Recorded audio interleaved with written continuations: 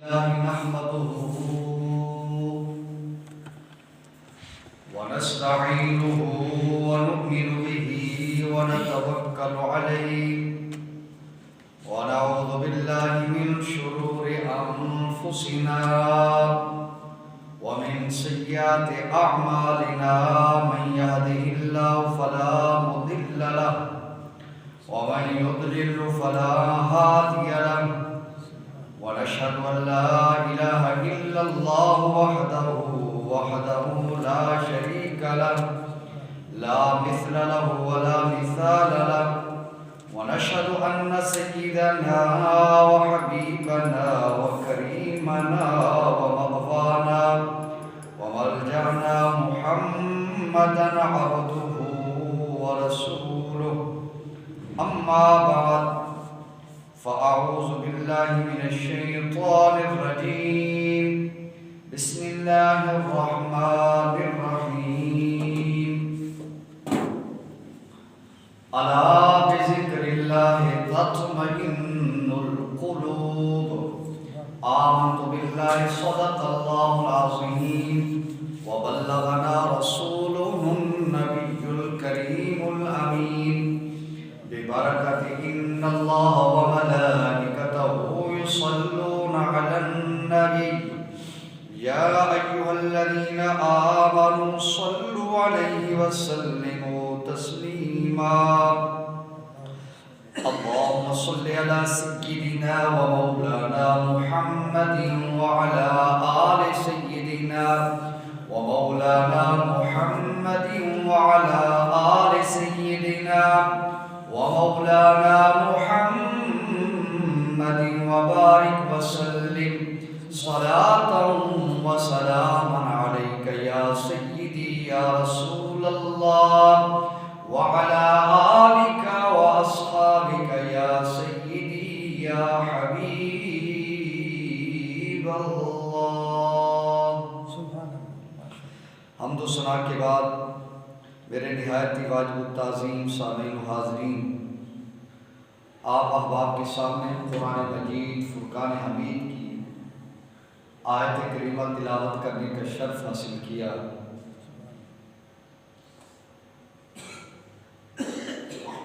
اللہ رب العالمین ارشاد فرماتے ہیں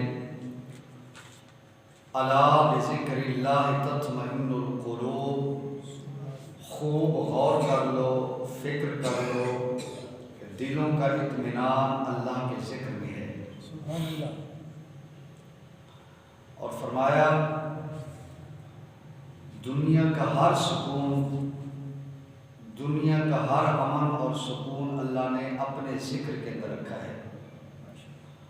اس کی وجہ یہ جو جسم ہے یہ مادی جسم ہے، ہم غذا خوراک کھاتے ہیں تو اس کے نتیجے میں یہ جسم بنا ہے، لیکن اس جسم کے اندر جو روح ہے وہ روح اللہ کی طرف سے ہے۔ اس مادی جسم کو چلانے کے لیے جو اللہ تبارک و تعالی نے چیز رکھی ہے وہ ہے روح۔ وَيَسْأَلُونَكَ عَنِ الرُّوحِ قُلِ الرُّوحُ مِنْ أَمْرِ رَبِّي وَمَا أُوتِيتُم مِّنَ الْعِلْمِ إِلَّا قَلِيلًا۔ آپ سے روح کے بارے میں پوچھتے ہیں، سوال کرتے ہیں روح کیا ہے، آپ ان کو بتا دیں کہ روح امر الہی کا نام ہے۔ اس جسم کی غذا، کھانا، خوراک، زمینی جو اشیاء ہے وہ اس کی خوراک ہے۔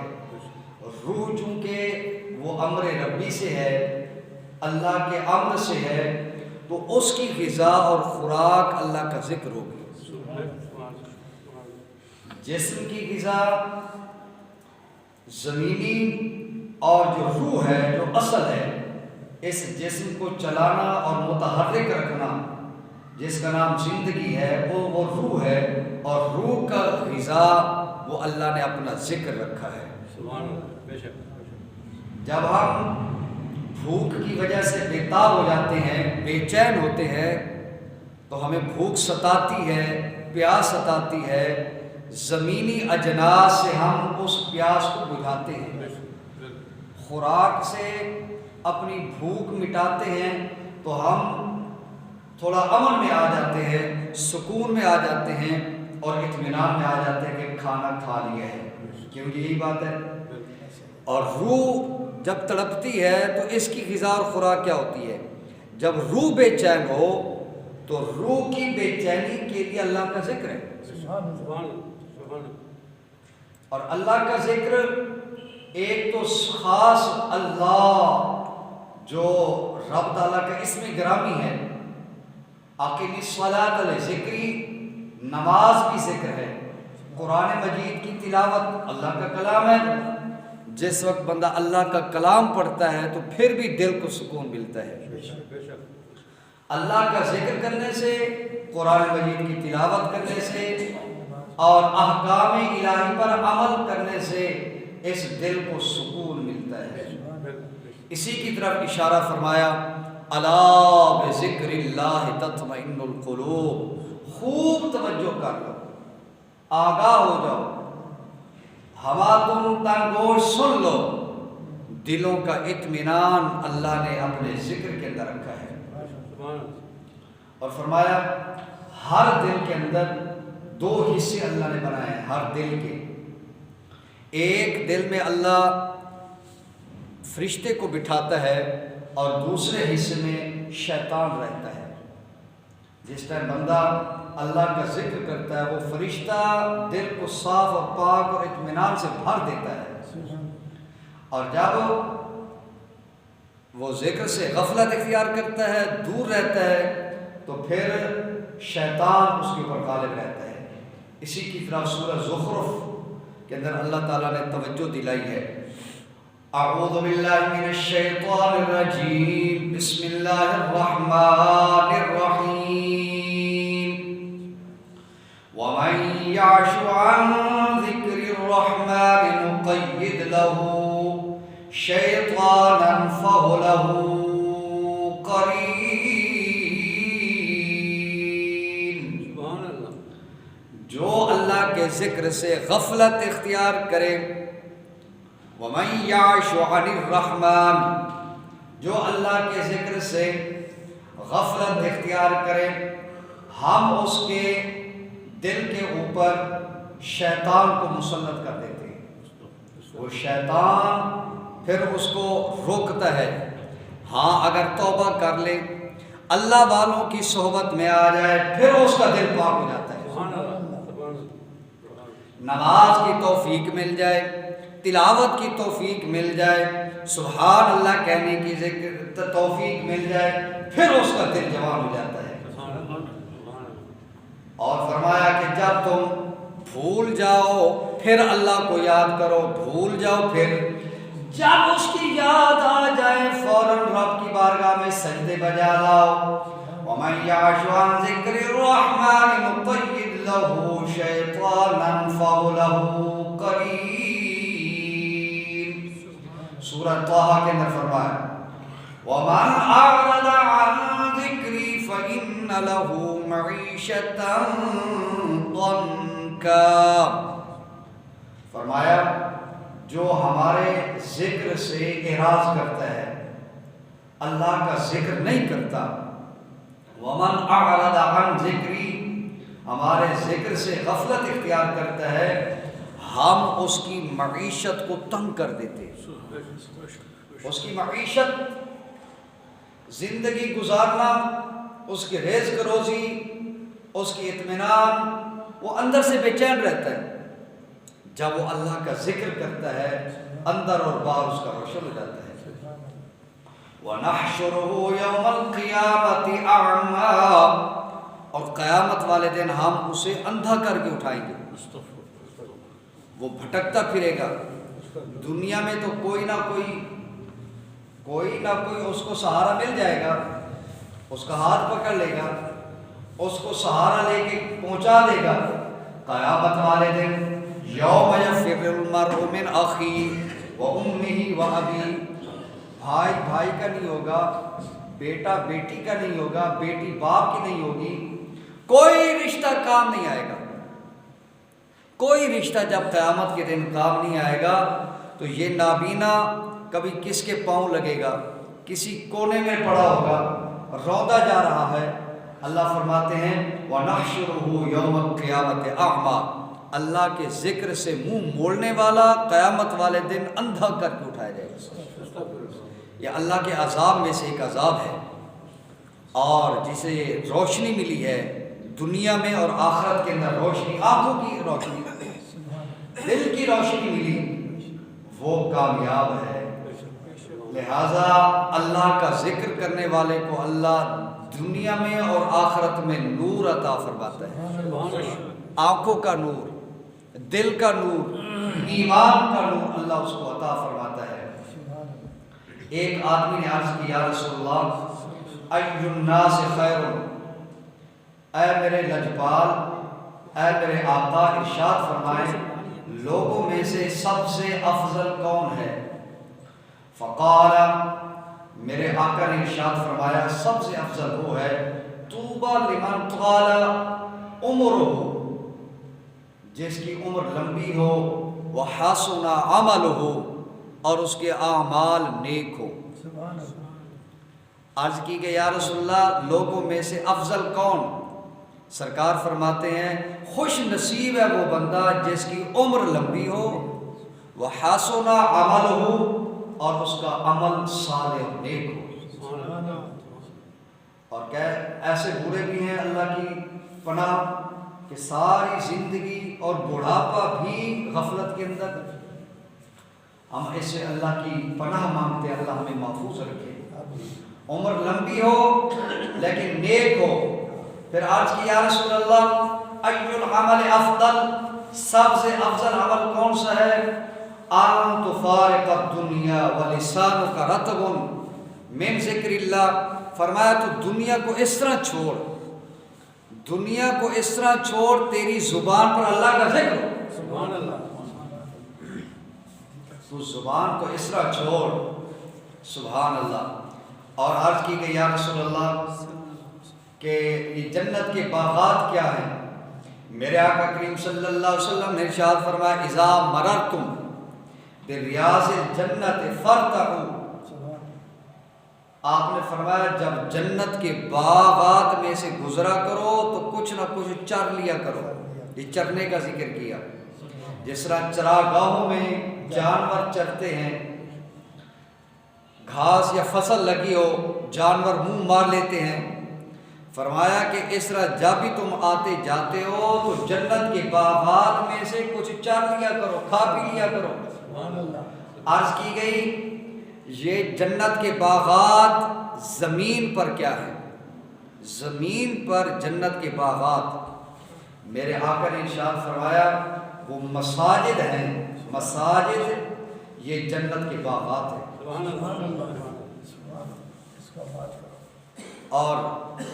اور پھر فرمایا کہ جو جنت کے باغات ہیں وہ ذکر کے حلقے ہیں، ذکر کے حلقے اور ذکر کی محافل یہ جنت کے باغات ہیں۔ جب کبھی تم گزرو دیکھو مسجد آ گئی ہے، وہاں چلے جاؤ، وہاں بیٹھ جاؤ اور اللہ کا ذکر شروع کر دو، نوافل پڑھ لو، وہاں بیٹھ کے اللہ کی بارگاہ میں حاضری لگوا لو۔ اور اگر کوئی ذکر کی کوئی حلقہ یا کوئی محفل لگی ہے وہاں بیٹھ جاؤ اور بیٹھ کر میرے رب کا ذکر کرو۔ تو یہ ریاض الجنہ ہے، ریاض الجنہ سے جب بھی گزرو یہ جنت کے باغات، وہاں اللہ اللہ کرو، اللہ کے ولیوں کی صحبت میں بیٹھو، اور یک زمانہ صحبت با اولیاء، اور اولیاء اللہ کی صحبت میں بیٹھنے والا ایسے ہے کہ 100 سالہ عبادت بے ریا سے زیادہ بہتر ہے، بہتر از 100 سالہ طاعت بے ریا۔ فرمایا 100 سالہ عبادت سے بہتر، کیونکہ وہ منزل پہ پہنچ چکے ہیں اور تم ابھی منزل کے درمیان میں ہو۔ جو پہنچے ہوئے ہیں جب ان کے ساتھ بیٹھو گے تو اللہ تمہیں اور اپنا فضل اور کرم عطا فرما دے گا۔ احباب کرام، میں نے ابھی عرض کیا کہ وہ آدمی، حضور کی حدیث میں نے آپ کو سنائی، خوش نصیب ہے، قابل رشک ہے وہ زندگی، قابل رشک، خوش نصیبی ہے جس کی عمر لمبی ہو اور عمل ایک ہو۔ اور عرض کی گئی کہ وہ اپنا عمل کیسا ہو افضل، آپ نے فرمایا کہ اس کی زبان اللہ کے ذکر سے تر ہو۔ اس موقع پر میں عرض کروں گا، یہ جو مسجد ہے ڈاکٹر محمد اسلم، اللہ پاک ان کی مغفرت فرمائے، بہت بڑا نیکی کا کام انہوں نے کیا ہے۔ اپنی نیک کمائی میں سے آپ نے یہ جنت کا باغ خرید کر اللہ کے لیے وقف کر دیا۔ اللہ نے قرآن میں فرمایا ان اللہ اشتری من المؤمنین انفسهم واموالهم بان لهم الجنہ، مومنوں سے اللہ نے ان کی جان اور مال کے بدلے جنت کو بیچ دیا ہے۔ ان اللہ اشتری من المؤمنین، مومنوں سے ان کے مال خرید کر بدلے میں ان کو جنت عطا فرما دی ہے۔ تو یہ جو مسجد ہے ڈاکٹر محمد اسلم صاحب نے لی اور خرید کر کے قبلہ پیر صاحب یہ انہوں نے خود بنوائی تھی، جی خود تعمیر کر رہی تھی، اچھا، اپنے پیسے سے، کوئی چندہ نہیں لیا تھا، خود اپنے پیسے سے تعمیر کروائی۔ ماشاء اللہ، بہت عمدہ، پوری مکمل بلڈنگ اور عمارت اور زمین یہ اللہ کی توفیقات میں سے ہے، جس پر اللہ کا فضل ہو اور عنایات ہو۔ اور قبلہ حضرت صاحب کی خدمت میں آپ نے وہ سب پیش کر دیا۔ تو میں قبلہ حضرت صاحب کی زندگی رات بھی جو کچھ میرے نالج میں تھی وہ میں نے عرض کی، چونکہ 25 دسمبر کو آپ کا وصال باکمال ہے، میں کچھ مناسب سمجھوں گا۔ امام المسلمین والمتقین، مفسر قرآن، غازی دوران، ابو مسعود پیر سید محمود شاہ صاحب محدث ہزاروی، سب کہہ دے رحمۃ اللہ تعالی علیہ ونور اللہ مرقدہ، اللہ آپ کی مرقد پاک کو نور علی نور فرمائے۔ اور حق یہ ہے کہ ان الذین قالوا ربنا اللہ ثم استقاموا تتنزل علیہم الملائکہ، جن لوگوں نے کہا، دعویٰ کیا کہ ہمارا رب اللہ ہے، پھر اس پر استقامت اختیار کر لی، ڈٹ گئے اور اسی ربنا اللہ پر ساری زندگی گزار دی۔ اللہ فرماتے ہیں ہم پھر ان کو انعام و اکرام عطا فرماتے ہیں۔ وہ کون سا انعام ہے؟ تتنزل علیہم الملائکہ، تتنزل علیہم الملائکہ، تتنزل مطلب کہ لگاتار پے در پے فرشتے نازل ہو رہے ہیں اور ہوتے رہیں گے۔ یہ باب تفعیل جو ہے اس میں تسلسل کا معنی پایا جاتا ہے، اور فعل مضارع کے اندر حال اور استمرار کا معنی، استقبال کا معنی پایا جاتا ہے۔ تتنزل، فرشتے اتر رہے ہیں اور اترتے رہیں گے۔ کن کے لیے؟ ان کے لیے کہ جنہوں نے کہا ہمارا رب اللہ ہے، پھر اس پر استقامت عطا فرمائے۔ اوپر سے ایک کرسی لے، تتنزل علیہم الملائکہ، آسمان سے فرشتے اتر بھی رہے ہیں اور اترتے بھی رہیں گے۔ اللہ تخافوا ولا تحزنوا وابشروا بالجنہ، اور آ کر کہتے ہیں خوف نہ کرو، غم نہ کرو، اور جنت کی بشارت آ کے دیتے ہیں۔ تو احباب اکرام، اللہ کے ولی کی شان کیا ہے؟ الا ان اولیاء اللہ لا خوف علیہم ولا هم یحزنون۔ خوب غور کر لو، توجہ کر لو، آگاہ ہو جاؤ، دل کے کانوں سے سن لو، اللہ کے ولی پر نہ خوف ہے نہ کوئی غم ہے۔ سبحان اللہ، سبحان اللہ، بے شک۔ خوف اور غم کا تعلق اپنی جان سے اور دوسرے کی جان سے ہوا کرتا ہے۔ فرمایا جو جو اللہ کے ولی کے ساتھ مل گیا ہے، منسلک ہو گیا ہے اور مرید ہو گیا ہے، اس اللہ کے ولی پر اور متبعین پر اللہ نے خوف اور غم کو دور کر دیا. خوف اور غم دور ہو جائے تو پھر کیا اطمینان آ جاتا ہے. تو حضور محدث ہزاروی رحمۃ اللہ تعالی علیہ 25 دسمبر 1992 فجر کی نماز حالت سجدہ کے اندر آپ کا وصال با کمال ہوتا ہے.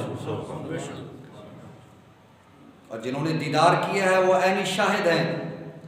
آپ کا چہرہ انور روشن تاباں، ہرگز نبیرت عام کے دلر زندہ شد با عشق، سب دست بر جرید عالم دوام ما. اور فرماتے ہیں نشان مرد مومن بدو گویم، نشان مرد مومن اللہ کے ولی کی نشانی بتاتا ہوں. چون مرگ آیت تبسم بر لب اوس، موت کا فرشتہ آتا ہے ساحل لبوں پر مسکراہٹ رقص کر رہی ہوتی، ساحل لبوں پر. اچھا کیوں جی؟ موت کا وقت تو بڑا مشکل ترین ہے. اس کی وجہ یہ ہے ہر ایک بندے کو اپنا انجام دکھایا جاتا ہے موت کے وقت. اس کی نگاہیں، ویسے تو انسان کی نگاہ آپ دیکھیں ساتوں آسمان، کہاں پہ آسمان ہے، آپ ایسے نگاہ اٹھائیں آپ پہنچ جاتے ہیں، نگاہ آپ کی پہنچ جاتی ہے. اتنی اپروچ ہے انسان کی. آنکھ کی اپروچ دیکھ لیں، سورج کو دیکھ لیں، چاند کو دیکھ لیں، آسمان کو دیکھ لیں، یہ زندہ عام سے عام انسان. لیکن جب موت کا وقت آتا ہے، چاہے مومن ہے یا کافر ہے، اس کی نگاہ اور زیادہ تیز ہو جاتی ہے. وہ اپنا ٹھکانہ جنت بھی دیکھ لیتا ہے اور جہنم بھی دیکھ لیتا ہے. تو جس ٹائم بندہ مومن جب اپنا ٹھکانہ جنت دیکھتا ہے تو خوش ہو جاتا ہے. اور پھر موت کے وقت مقربین کی ارواحیں، روح اللہ کے نیک بندوں کی ارواح آتی ہے اور آ کر ان کا استقبال کرتی ہے. اللہ کے فرشتے بوقت موت آ جاتے ہیں اور آ کر ان کا دیدار کرتے ہیں. تو میں عرض یہ کرنا چاہتا ہوں کہ موت کے وقت لوگوں کے اوپر تبسم کا آنا اس بات کی دلیل ہے میرے جد امجد اور اولیاء کرام وہ آئے ہیں مجھے لینے کے لیے، اور اللہ کے فرشتے آئے ہیں حاضری کے لیے. جب یہ ساری نورانی مخلوق دیکھتا ہے، دیکھ کر خوش ہو جاتا ہے، کہتا ہے یار زندگی گزارنے کا مزہ ہی آ گیا، زندگی کا بھی مزہ آ گیا ہے اور موت کا بھی مزہ آ گیا ہے. نشان مرد مومن بدو گویم، چون مرگ آیت تبسم بر لب اوس. میں پچھلے جمعہ بھی اور آج بھی میں نے آپ کے سامنے اللہ کے ذکر کی باتیں کی ہیں کہ وہی دل زندہ ہے جس دل میں اللہ کی یاد ہے. اور قبلہ پیر صاحب نے بھی یہی ہمیں سکھایا ہے. آپ نے اپنے مریدین، متوسلین، اپنے شاگرد، اپنے محبین کو اللہ کے ذکر کرنے کی تلقین فرمائی ہے. کوئی ایسا ذکر کی محفل نہیں جہاں اللہ کا ذکر نہ کیا جائے. آپ نے فرمایا جہاں کہیں، اور نماز کے بعد بھی آپ دیکھتے ہیں باقی مجالس مساجد کے اندر 3 مرتبہ 4 مرتبہ ایک ہی ذکر لا الہ الا اللہ کا کیا جاتا ہے. اور جہاں قبلہ پیر صاحب کے مساجد اور اللہ کے ذکر کے اڈے ہیں، آپ نے بنائے ہیں، حلقے بنائے ہیں، مساجد بنائی ہیں، وہاں کثرت کے ساتھ ذکر کیا جاتا ہے. کثرت کی تعریف کیا ہے؟ کثرت کسے کہتے ہیں؟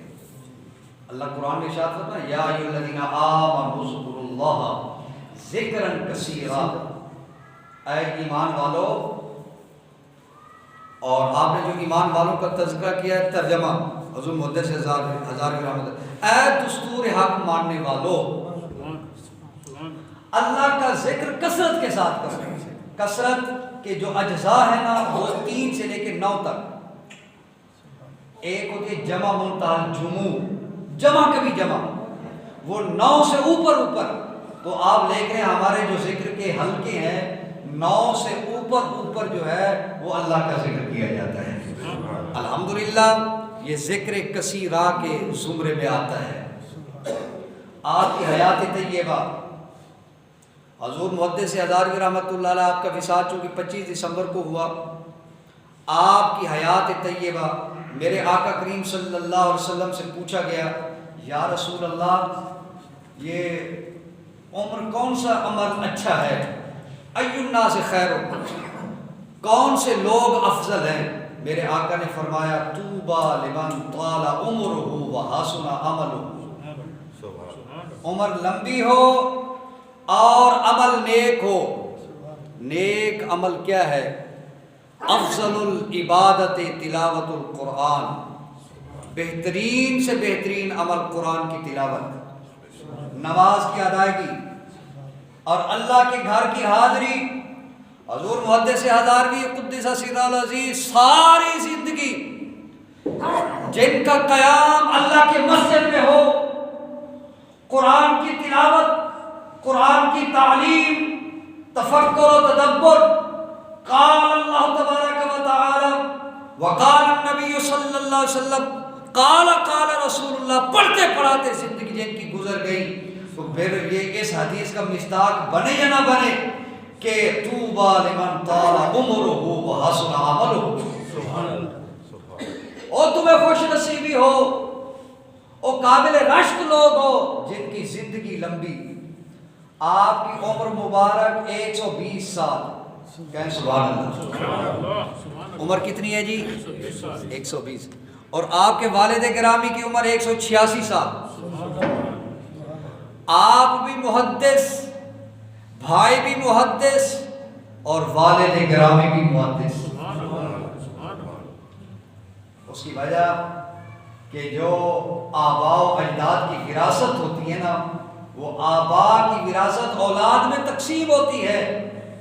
باپ اگر سونا چاندی چھوڑ کے جائے تو بچے سونے چاندی کے وارث بنتے ہیں، اور اگر ماں باپ زمین چھوڑ کے جائیں اولاد مربوں کی جو ہے وہ وارث بنتی ہے، اور اگر ماں باپ کوئی اور چیز چھوڑ کے جائیں اس وراثت بنتی ہے۔ تو آپ کے جد اعلیٰ حضرت علی المرتضیٰ شیر خدا فرماتے، آقا کریم نے فرمایا انا مدینۃ العلم وعلی بابھا، میں علم کا شہر ہوں، علم کا شہر ہوں، اور علی اس کا دروازہ ہے۔ تو وہ جو علم کی میراث ہے، وہ علم کی میراث آپ کی اولاد کے اندر بھی ٹرانسفر ہوئی ہے۔ الحمدللہ یہ ماہ مبارک رجب شریف کا مہینہ ہے، رجب شریف کا مہینہ۔ اللہ تعالیٰ ارشاد فرماتے ہیں ان عدت الشہور عند اللہ 12 شہرا، اللہ نے مہینوں کی تعداد 12 رکھی ہے، مہینوں کی تعداد 12، فرمایا منہا اربعۃ حرم، سورہ توبہ ہے آیت نمبر 36، سورہ توبہ آیت نمبر 36۔ اللہ فرماتے ہیں ان 12 مہینوں میں سے 4 مہینے جو ہے وہ افضل و اعلیٰ ہیں،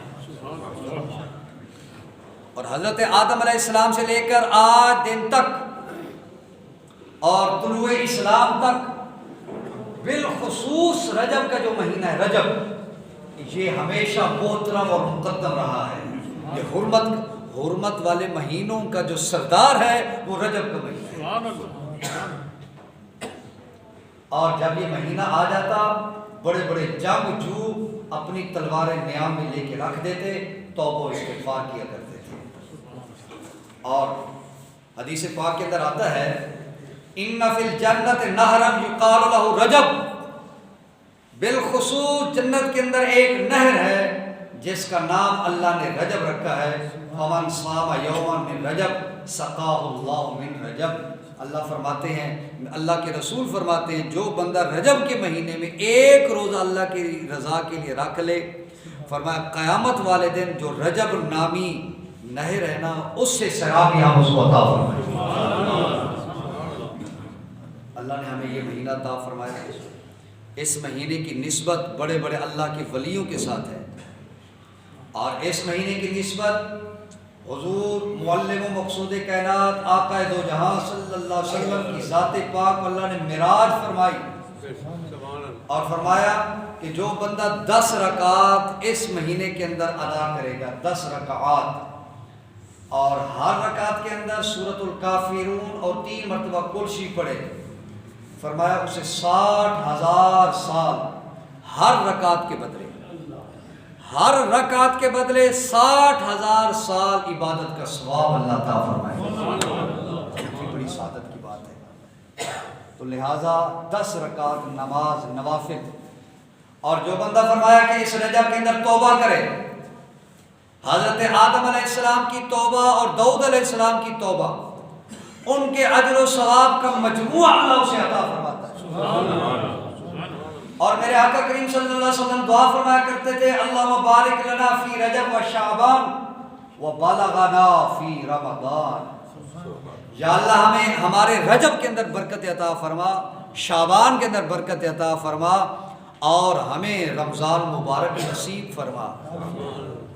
یہ سرکار دعا فرماتے ہیں، یہ دعا میرے اور آپ کے لیے ہے کہ یا اللہ ہمیں رمضان مبارک نصیب فرما۔ ابے یہاں تو کئی رمضان ہاتھ باندھ کے کھڑے ہیں کہ ہمیں سرکار کی معیت نصیب ہو جائے۔